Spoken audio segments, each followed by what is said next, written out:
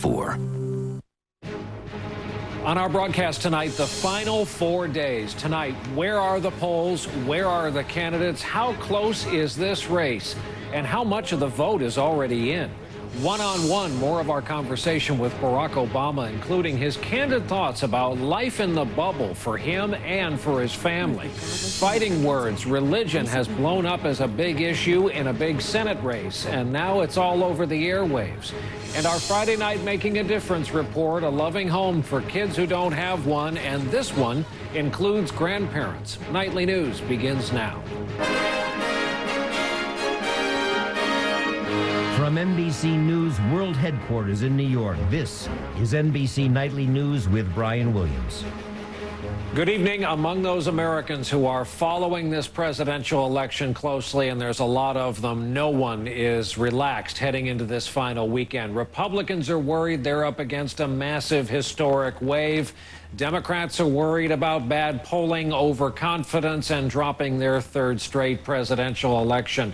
There are 4 days to go. Anything could happen. Having said that, let's look at the electoral map. As of tonight, the likely McCain states in red, Obama in blue, the battleground, the toss-ups in yellow. And that's the election right there, hinging on Nevada, Missouri, Indiana, Ohio, North Carolina, and Florida. A combined 89 electoral votes that'll get you a long way to 270.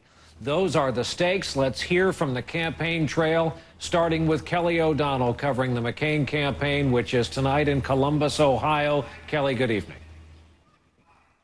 Hello again, Brian. John McCain is on stage here right now. And today his top advisors talked to reporters armed with facts and figures to make their case. They say the race is closer than some think. And they also argue that McCain does have enough resources, the money and manpower, to get out their vote. Driving John McCain's closing message across Ohio. Thank you very much. Helped today by high-profile friends like Rudy Giuliani. This man has earned the presidency of the United States. And late today, Governor Arnold Schwarzenegger. John McCain has served this country longer in the BOW camp than his opponent has served in the United States Senate. Trying to fire up his supporters, today McCain repeatedly tagged Senator Obama with a label that can be potent at election time. He's the most liberal senator in the United States Senate, by the way. And McCain found a new way to charge that Senator Obama is assuming victory too soon. And this week, he settled on a chief of staff. Obama's campaign denies reports they've been looking to fill White House jobs. With McCain in Joe the Plumber mode, he poked fun at Democrats after spotting a sign in the crowd. John the soccer dad, Doug the Undertaker. A few Democrats may need to see you, Doug, after this election is over, so. Despite Obama's massive fundraising, McCain advisors claim they banked enough campaign cash to afford a TV ad blitz for their final spot, highlighting McCain's service. Don't hope for a stronger America. Vote for one. Join me. Thank you, Seth. Amy. Tomorrow night, McCain joins the cast of Saturday Night Live again, hoping satire and a final push can give an underdog the last laugh. Kelly O'Donnell, NBC News, Columbus, Ohio. I also want to speak to Democrats. I'm Lee Cowan with Barack Obama, who today headed for a homecoming in Iowa.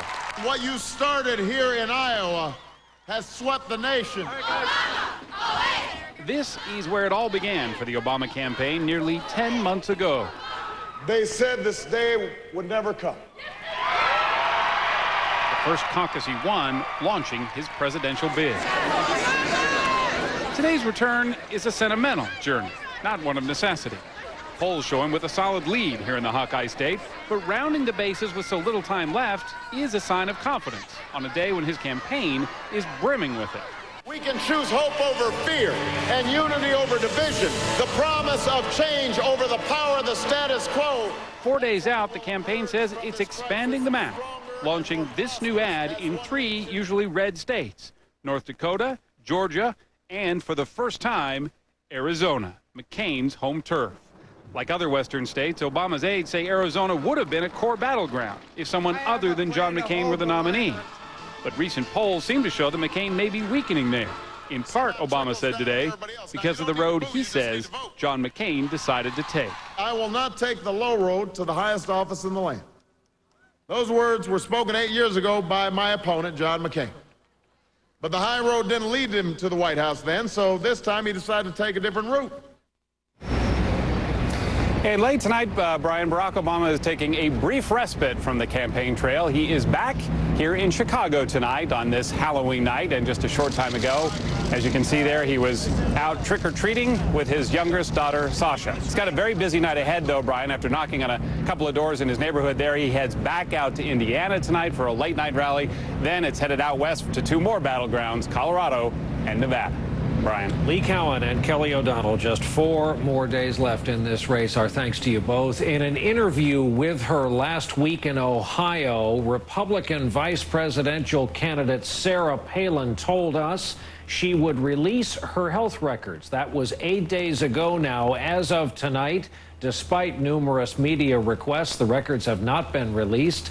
The McCain campaign says information related to Governor Palin's health will be released when it's, quote, ready. Still no word on when that might be. This has been the year of early voting. More than 30 states allow it this year. As much as a quarter of the total national vote may already be in by Election Day on Tuesday. So many people are turning out in some spots. Long lines and big crowds are a big issue. Our report tonight from NBC's Michelle Kaczynski in DeKalb County, Georgia. In Atlanta, they were queued up long before the doors opened. Eventually, more than 900 people. Voters in Gwinnett County, Georgia, waited 8 to 10 hours. It's the one time that you really get your voice heard. And want to see a change. That's me. That's right. In the Atlanta cold Send water, please. and the Arizona heat.